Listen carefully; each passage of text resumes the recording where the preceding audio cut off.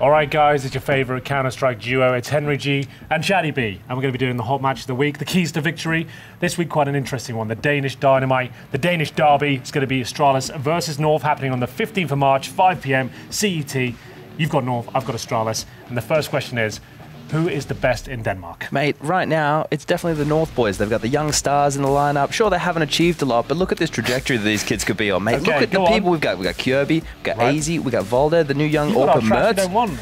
Look, mate, we're taking players from you nowadays. This is why I think North are on the upward trajectory. Let's just talk about Astralis for 1 second. They're the two-time champions, the major champions back in Atlanta in 2017. The Katowice champions of the same year.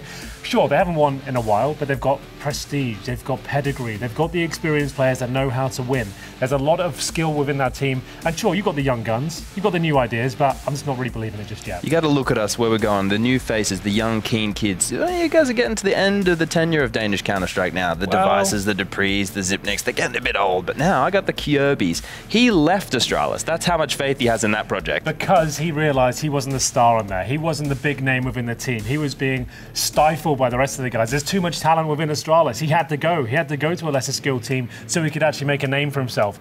I've got some young blood as well. I've got Major's boy. And sure, he has had an up and down career, starting way back in 2015 with SK Gaming and stuff, but he's rose and he's matured as a player. He's got the aggression, the skill, and that's why he's been brought back in.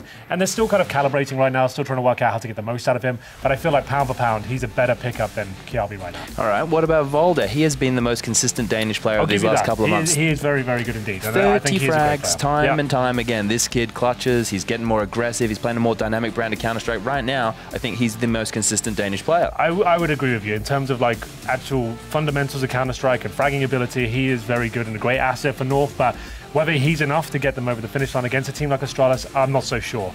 The main question for me is the Orpas here. You've got Mertz, right? And sure, he's very flashy and can do loads of amazing things, but consistency is his main problem for me. Like, I feel like sometimes he has an amazing performance or a very quiet one. With Deve on the server, you know what you're going to get. It's always going to be good. Here's the problem, though. Deve is afraid of AWPing and gave it up to Dupree for a little while there. Mert, he's ride or die. He wants to get it done. He has a chance to actually prove himself to be the best Danish sniper, other than Yugi, of course, but he's still in the hell of heroic. So, look, Mertz right now, there's probably more, I guess, for being a ride or die AWPer, more prospects there, in my opinion, and then we have the coaches. Okay, the coaches, I think, where I've got you completely beat there. I've got Zonic, one of the most experienced 1.6 legends.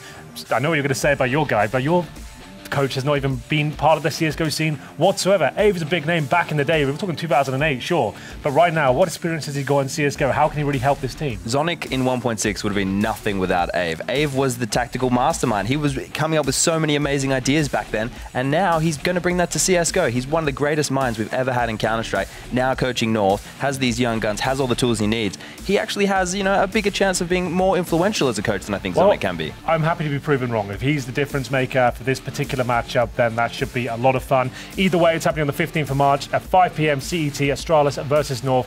Don't miss it. We'll be here. You should be too. Live.proleague.com. Check it out.